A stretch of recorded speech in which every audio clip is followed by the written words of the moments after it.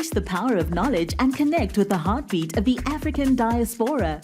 Download our African Diaspora News Channel app now on Google Play and Apple App Store. Stay informed with authentic and diverse perspectives, breaking news, and cultural insights. Immerse yourself in a community that celebrates unity, resilience, and progress. Experience the vibrancy of the diaspora at your fingertips. Don't miss out. Empower your perspective today. Search African Diaspora News Channel and join the conversation. Rwanda's President Paul Kagame has entered the group chat, and the group chat was about Africa's natural resources, and he says, gone are the days when it was free. Gone are the days when it was cheap. We are in a new dawn where we control our own resources. We are in charge of our own future. If you want to do business with us, it's going to be on fair terms. If you don't want, get lost, and let's see how you power your industrialization, the second, third, or fourth phase, or whatever phase it is you're in. If you want our resources, you will pay, and pay the right price at that. There are two problems. One is we, Africa itself, we need to organize, to be together, to have a voice, a strong voice, because there are many resources on our continent. Why don't we leverage that so that the rest of the world also is interested in working with us in a cooperative way, rather than just telling people to follow what they have decided. So that is one part. The other part is what I alluded to earlier, the power that is wielded by a number of countries in this world should also be used rationally and reasonably, and get to understand that Africa, for example, is as important as they are, so that, and they are not there to just be, Africa is not there to be influenced, or to take sides according to the lines they have decided or determined. Hello there, how are you doing? Welcome to another episode of our conversations. My name is Ganga. I'm a business journalist by profession and a digital content creator. And I'm coming on here talking to you guys about Black people, Africans, our empowerment, and how we can rise up and take our rightful place at the global stage. Connect with me on social media at Ganga. Or you can come over to my channel, New Dawn Africa channel, where I profile Africa through people, politics, and culture. Most recently, there was the World Govements Forum in the United Arab Emirates, and one of the speakers was Rwanda's President Paul Kagame. He's always a breath of fresh air when you listen to him. He really doesn't care. He only cares about the people of Rwanda and the African agenda. Any other person, he doesn't care. If he offends you or not, he really doesn't care. He has two goals: to serve the people of Rwanda and to stay true to the African agenda. Any other person can get lost. In this video, I want us to go through some of the talking points that really stood out, and I'm going to be looking at my notes because I wrote them down. I wanted to take you guys just through bits and pieces of his speech. The first question that he was asked was with regards to conflict. Obviously, like when people talk about conflict, they talk about Ukraine, Russia, they talk about Israel, Palestine, and we forget that there's conflict in Sudan. We forget that there's conflict in DRC that has been going on for 30 years. And when he was asked this, his take is very refreshing. He says, countries need to learn that they're on their own. You really need to learn that you're on their own. Even when you think that the West is your friend and they're coming to save you, you are technically on your own. America, the UK, France, Germany, they will not hesitate to drop you as a hot potato when the war that you're fighting stops serving their agenda. And woe unto you if the war you're fighting doesn't interest them or benefit them in any way. They will not come to help you. Why do I say this? Rwanda went through a genocide nearly 28 years ago. Nobody came to save them. They had to save themselves. These are the very people that are very vocal on international platforms about human rights, and they will not skip any opportunity to harm the Rwandan president about his track records on human rights, which is a separately other issue that he can be held accountable on. But this is to speak on the double standard of most of these Western nations, where when there was a genocide in Rwanda, nobody came to help them. They had to help themselves. And that's the bitter reality. And he really humbled them, because he's saying there's nothing like Big Brother. There's nothing like nobody cares about Palestine more than other people, you really do not care. It's serving your interest, and the moment it ceases serving your interest, you'll be done with it, you know. He also spoke about the G20 position that Africa has gotten, become a permanent member, and also the UN Security Council seat. Most of the decisions that are made here always influence Africa one way or the other, from security to politics to economy. Yet Africa doesn't have a permanent place, so it means it doesn't necessarily have a say. And he was talking about the need, the absolute need for Africa to have a voice. And he was talking about why it's important, because Africa have things that they can leverage. We have natural resources that the world is so desperate for, because they need it to keep fueling and funding their development. And that is where our advantage and our leverage comes in. If we can come together and wield our resources, then we can become a voice that has some form of impact. He also spoke about BRICS. It's always brought about as if it's this dirty thing, or it's this joke of an organization that is not going anywhere. And he also, you know, put the West in their place by saying the global order as we knew it cannot continue. You know, it cannot be business as usual anymore. Things have to change. The way these international blocks have been doing things, segregating other blocks and doing as they please with impunity, that cannot continue.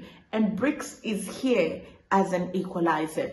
Another thing that came up was the fact that there's been conflict and coups on the African continent. Again, a very level-headed man. You know, the goal of the West is to bash these coup leaders and say coups are bad, restore democratic order. But then when you look beneath the surfaces, who do you want to be put back in power? We saw that campaign of trying to restore President Mohamed Bazoum in power. Now Macky Sall is misbehaving in Senegal, trying to push the elections by 1 year. 1 year, a country that was touted as one of the most stable democracies in West Africa, amid all the coups that were happening amongst them.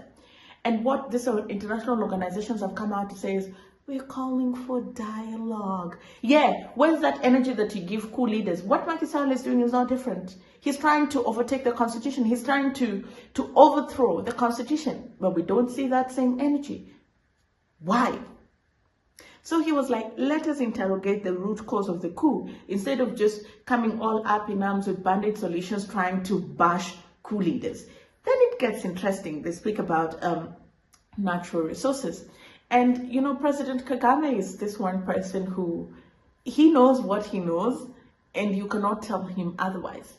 Africa is at a place where it needs to industrialize. It's at a place where it's ready for that economic takeoff. But the problem is that it's torn between using its own resources for its takeoff and selling it at whatever price it will sell it, but then also selling it to be able to fund their own development.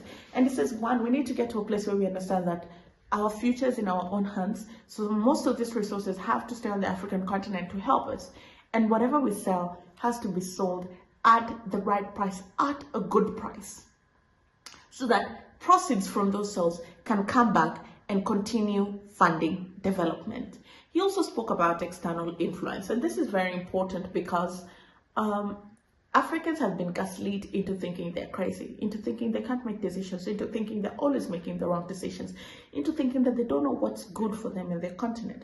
But there are so many layers of external interference. I remember when Kenya was going to the elections in 2013, we kept hearing choices have consequences, choices have consequences.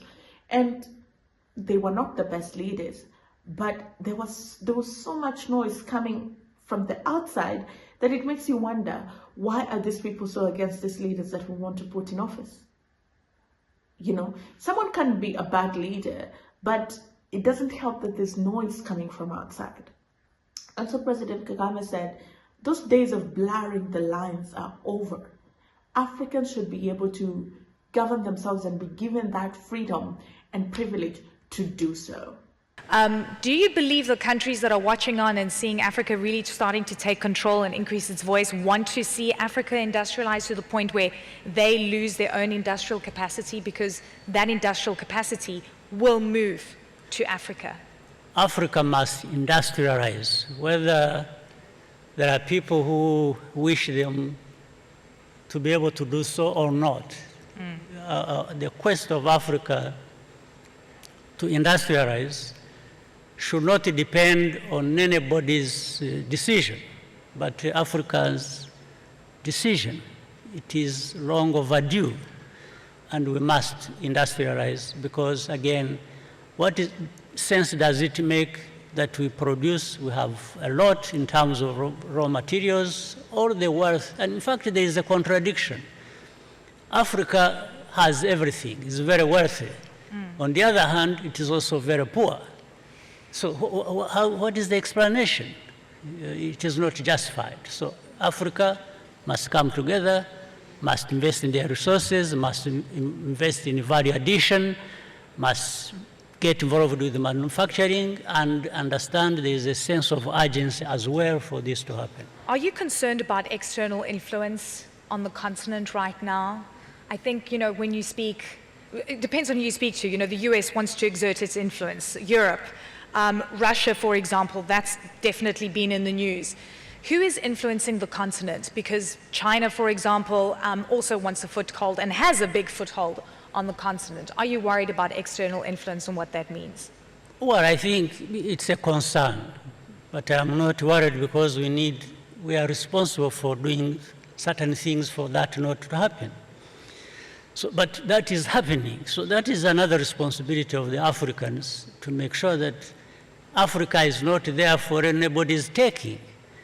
It's as if we are there just for anyone to come and pick and do whatever they want with us. So this is a responsibility we carry. This is something that is urgent to make sure that we are not there to be influenced to take a certain line or the other line because somebody has decided so and because somebody is powerful.